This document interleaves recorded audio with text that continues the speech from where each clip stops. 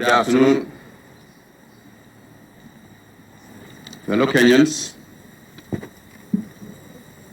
Today, in the global arena,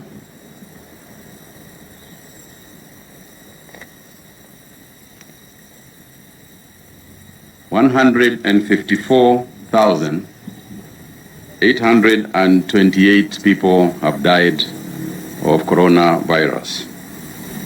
Fortunately, 581,182 have recovered.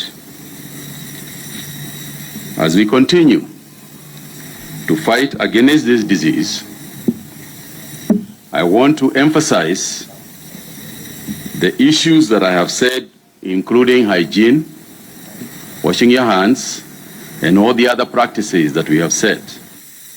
But I also want to add and emphasize the importance of nutrition, hydration, and physical activity. The experience we are having is that nutrition, hydration, and physical activity increase our immunity, and therefore people are able to overcome the disease better.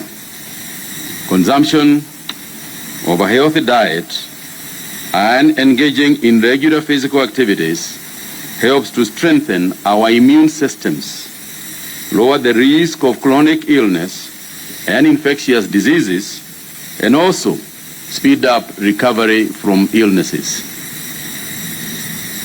While on this, I must say that we have noted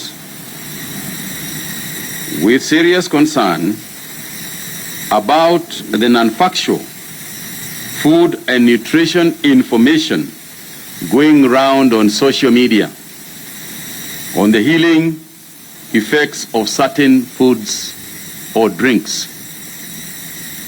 This is not the time to confuse our people or to engage in publicity theatrics. While we encourage acts of charity, we advise Kenyans to get factual public health information from credible sources, such as professional healthcare providers, the Ministry of Health, and the World Health Organization websites. Fellow Kenyans, the extraordinary times we are living in demand extraordinary sacrifices, understanding and awareness from each and every one of us. Our common heritage as a people is under immense threat, and our limits as a society is being tested to its core. I have said this before, that this is the time for all of us to fight from the same side. If we do not do that, this virus will get the better of us. The measures we have so far put in place, which include the targeted mass testing, offer an opportunity to effectively fight this war. And if we fight together, not against each other. To our brothers and sisters in quarantine and isolation centers, we know what you are going through. Most of you have kept the promise, except for a few who have wavered. Everybody is being called upon to make a little sacrifice. It is much better to be counted as among those who helped keep COVID-19 at bay than to be counted as the inconsiderate few who have failed to appreciate the danger that this pandemic presents. What is required is a little bit more patience, sacrifice, and understanding from you, your families, friends, and Kenyans at large. We are also aware that within the same institutions, a number of people are going to the extent of offering bribes to get out of quarantine facilities. This is wrong. I am aware, for example, that in the county of Mandela, there are people, and this has been confirmed to me by the governor, that there are people who bribed their way out of quarantine. Both those who did that and those who let them off will face the full force of the law. We are aware that there has been administrative lapses which have been raised. We have listened and we have heard. The National Emergency Response Committee is fully appraised and is responding to those concerns. There is room for improvement in management of quarantine facilities to ensure that the sacrifices being made are meaningful. We have issued the requisite directives, and we shall be moving around to ensure that every concern raised is addressed, and your role in containing this virus is acknowledged and appreciated accordingly. On a related matter, I have said time and again that the public needs to be alert to the proliferation of fake news on COVID-19 virus. We have also noted that there are people who are not complying with the movement restrictions in and out of counties and even from neighboring countries. On this, I want to caution truck drivers who I'm informed are smuggling people from one restricted area to another. I want to tell such irresponsible persons that they are lowering back our efforts to fight this disease. The enforcement agencies are there to deal with these issues, not to become participants in it. I am informed, for example, and this illustrates exactly what we are saying. The governor of Homa Bay informed me this morning of a group of people who traveled from Nairobi in a private vehicle, pretending that they were attending a funeral, fully equipped with an empty coffin, to illustrate that indeed that they were mourners. Those people traveled all the way from Nairobi during this period when we have stopped movement from Nairobi. They managed to come from Nairobi, traveled all the way to Homa Bay, and thanks to the Homa Bay Authority, Governor's Authority, and administration, somebody got suspicious. And on opening the coffin, obviously found out what I am now informing you. They were immediately put in quarantine. And today, I can confirm that the driver is positive. This is what we are talking about. This person has now taken the disease to Homa Bay, where we have now tested the first positive case in Homa Bay. Ladies and gentlemen, this is what I am telling Kenyans. That until and unless we become self-disciplined, this disease is going to finish us. Somebody has now exported the disease to Homa Bay. Why? For very selfish reasons. I am even told that in the vehicle are some very respectable individuals. So I just want to reiterate once again the importance of maintaining the values that we are trying to impact in people, including social distancing when using public transport. Again here, ladies and gentlemen, fellow Kenyans, I am informed that there are people transporting even in matatus into and out of the city. And once they get to a roadblock, they pay and come round the roadblock and walk and are taken again by an empty vehicle or otherwise. In other words, transporters are organizing themselves to pick at each point where there is a roadblock. I am also informed that there are individuals who now have decided that if you come from Nairobi and they know that you came from Nairobi, then they call the authorities and let them know instantly. I want to applaud those people. I want to say that if we all participated, if you inform the police, when you know that there is a person who is not supposed to be there, who is there, then we will handle this disease better.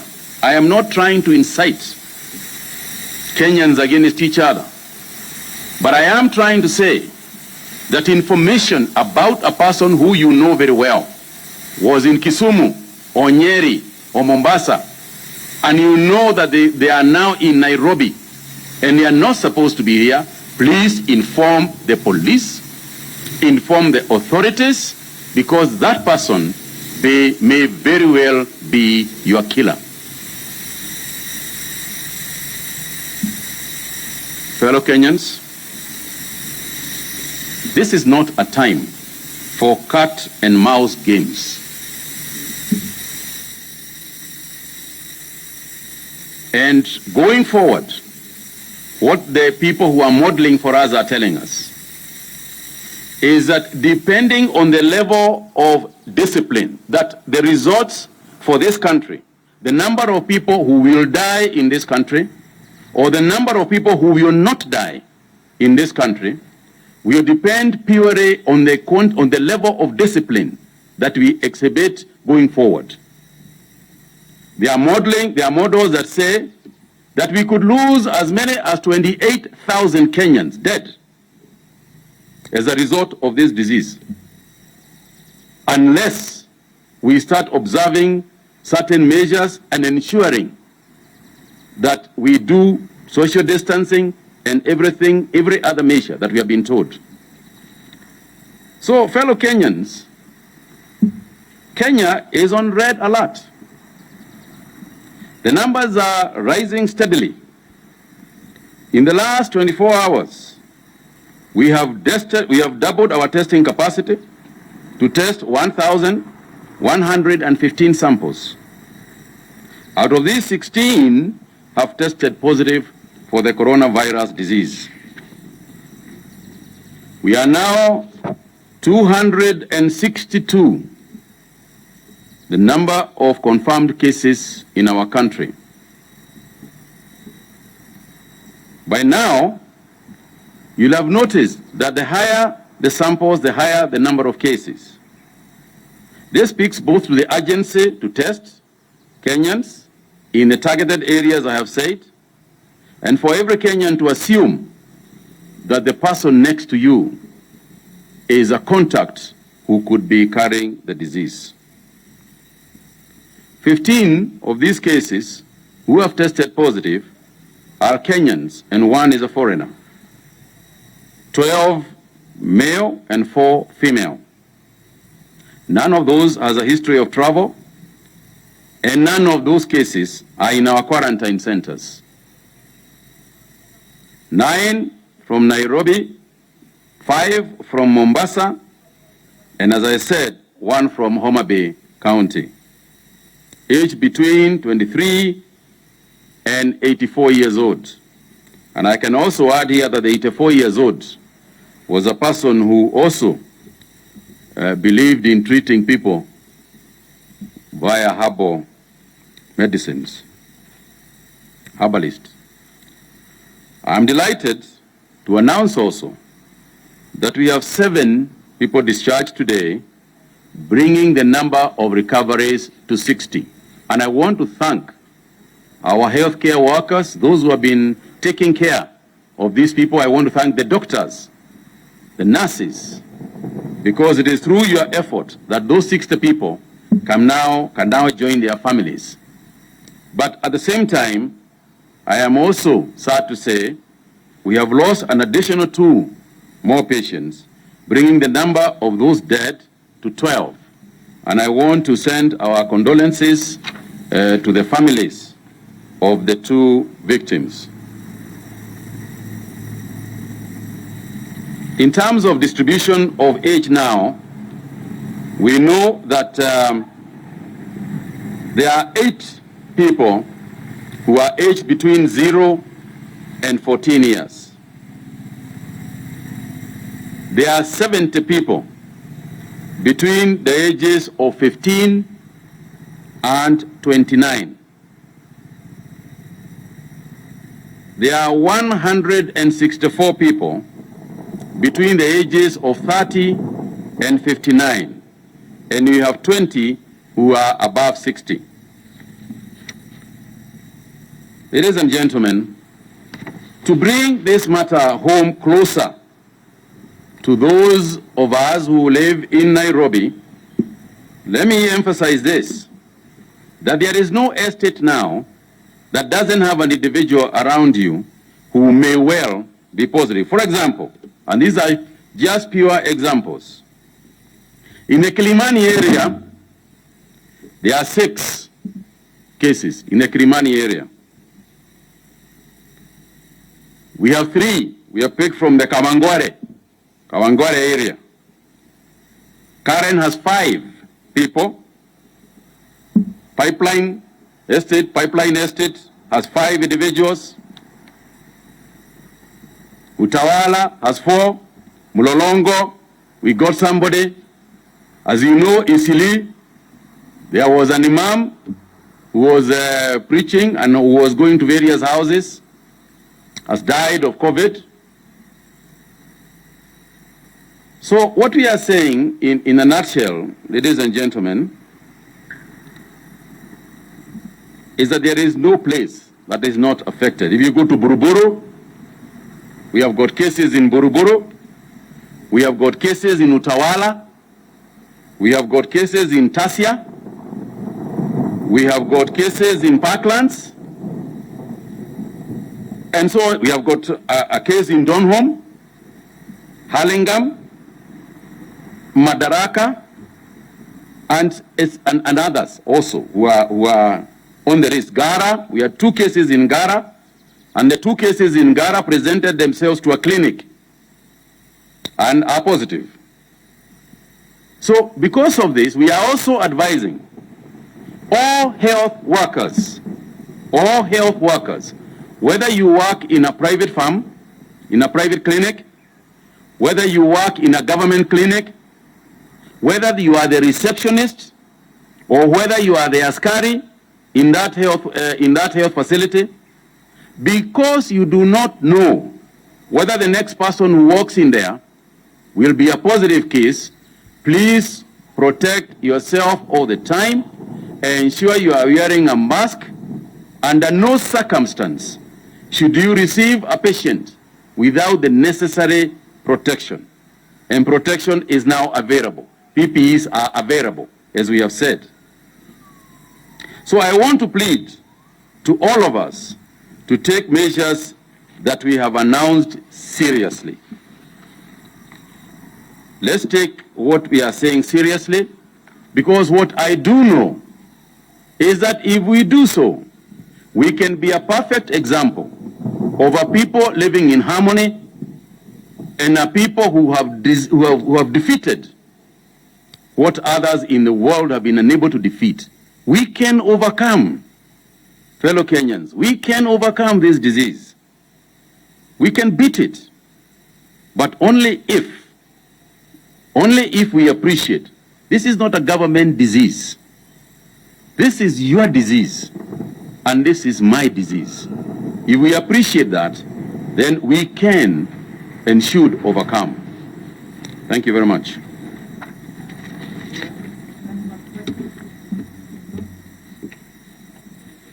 don't even have a pen.